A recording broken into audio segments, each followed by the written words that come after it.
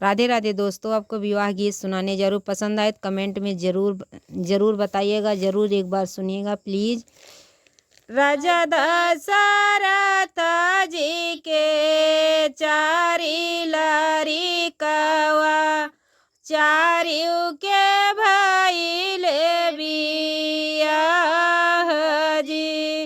राजा दशरथ जी के चारी लारी कवा, चारियों के भइले बियाह जी। चारियों बियाही जब लौटे हैं दशरथ, भइले दुआरवा पे ठाड़ जी। चारियों बियाही जब लौटे हैं दशरथ, भइले बियारवा पे ठाड़ जी। घर से निकाली है रानी के काई, बोलई बिराही बोल जी। भीतर से निकाली है रानी के ही, बोलई बिराहिनी बोल जी। भारत के कला गय मोरे स्वामी, रामा के होए बना बस जी।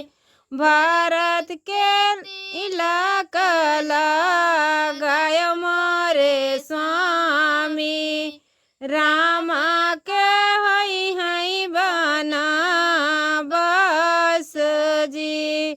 यतनी बचन जब सुनै राजा दशरथ, गिरे हैं खाड़े मुरझाई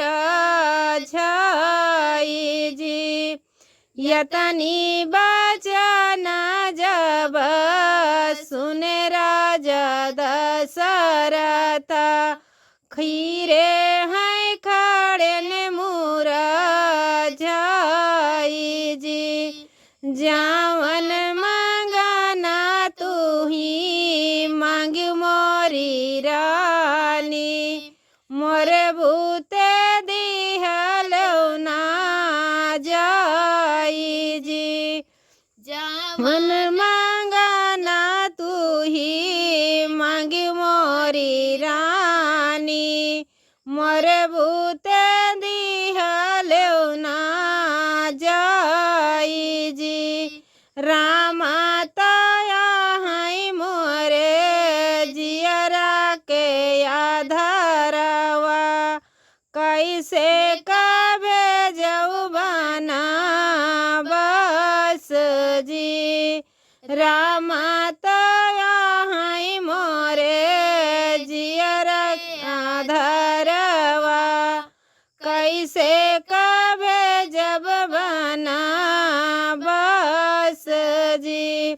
अचरा पसर रोवे मई को कौशल्या जी, जियरा बेकाला होई जाई जी।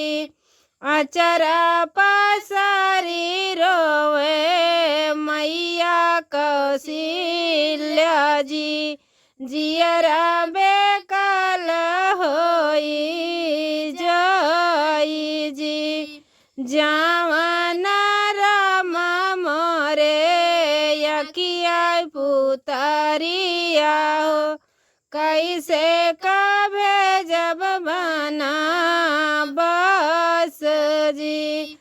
जावन रामा मोरे यकी के पुतरिया, कैसे कभे जब बना बस जी।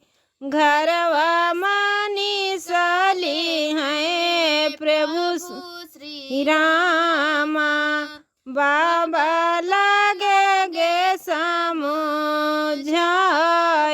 जी।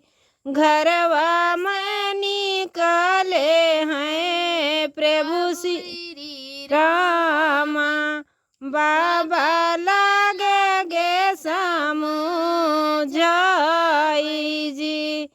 आंसुआ के पोछी रामा मई का समझावे, सुन मैया बचनी हमारे जी। आंसुआ के पोछी रामा मैया का समझावे, सुन मैया बचनी हमारे जी। भारत के तिलक लगाय मोरे बाबा, हम ताऊ जबई बनाबस जी। भारत के तिलक लगाय मोरे बाबा, हम ताऊ जबई बनाबस जी। यतनी बचना जब सुन शीतल रानी, रामा से बोलई करी जोरे जी। यतनी बचना जब सुन शीतल रानी, रामा से बोली करे जोरे जी। हमहु चलब स्वामी तोहरे न संघवा, हमहु चलब बनाबस जी। हमहु चलब स्वामी तोहरे न संघवा, हमहु चलब तो ना बस जी। तोहरे न संगवा स्वामी भूखिया जे रहबै, तोहरे न संगे पियास जी।